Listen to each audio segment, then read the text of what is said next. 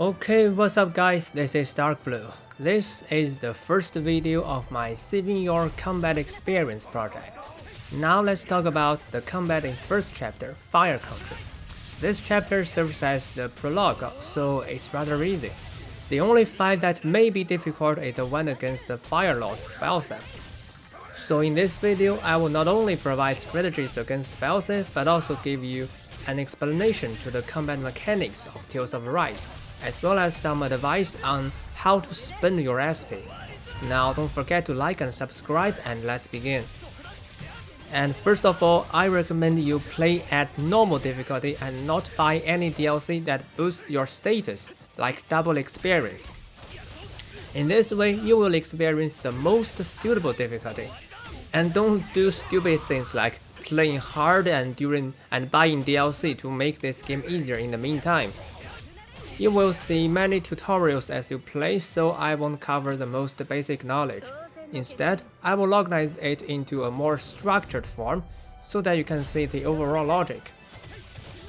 Okay, as you may already know, in Tales of Arise, you don't have to clear out enemies' HP to kill them. You can also do a combo to reach high hit counts and then execute them directly. So this game encourages you to do combos.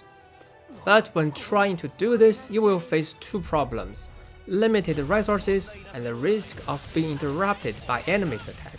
So how to deal with these two problems? Let's check out the resource problem first.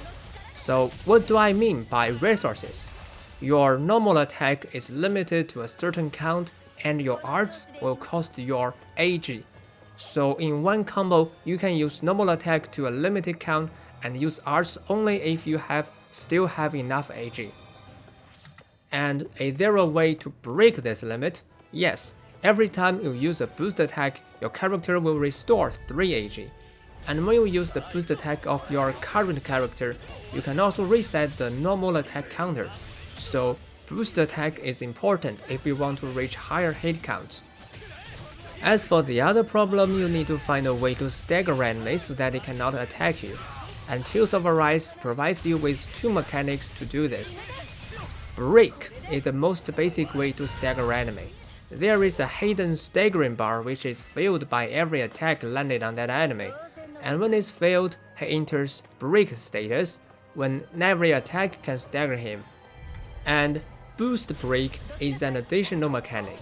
Some enemies can do certain moves like flying, casting, or charging. And when they are doing this, you can use the boost attack of a certain team member to interrupt their move and stun them.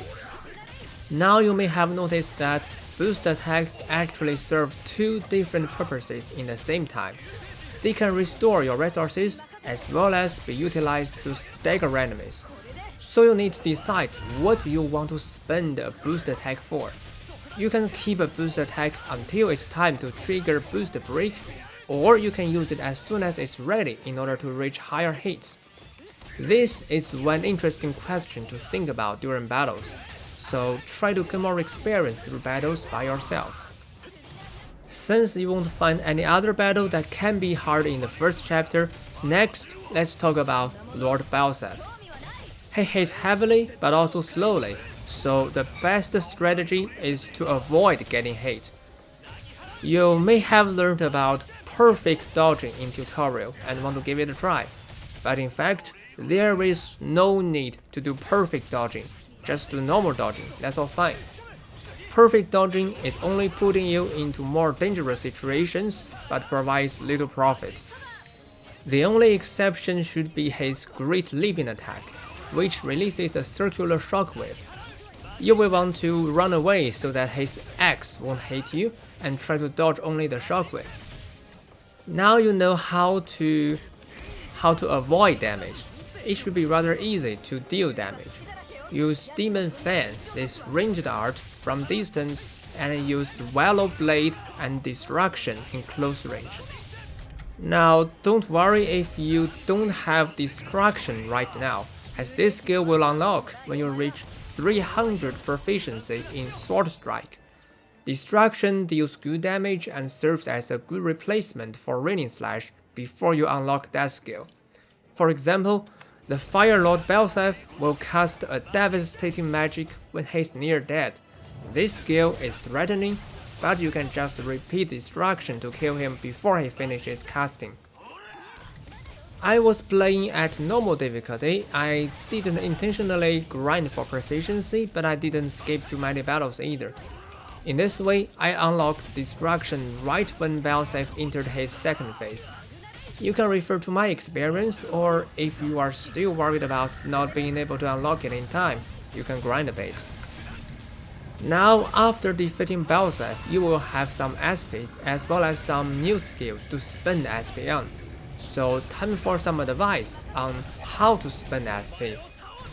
Some skills are active arts you can use or let auto characters use. Their priority is the lowest, as only some of the arts are useful. And I will tell you in this series what arts you will want to use. For example, healing magics are useful, so you may want to learn them as soon as possible. But the arts that I don't mention are usually less useful, so save your SP and don't spend on them.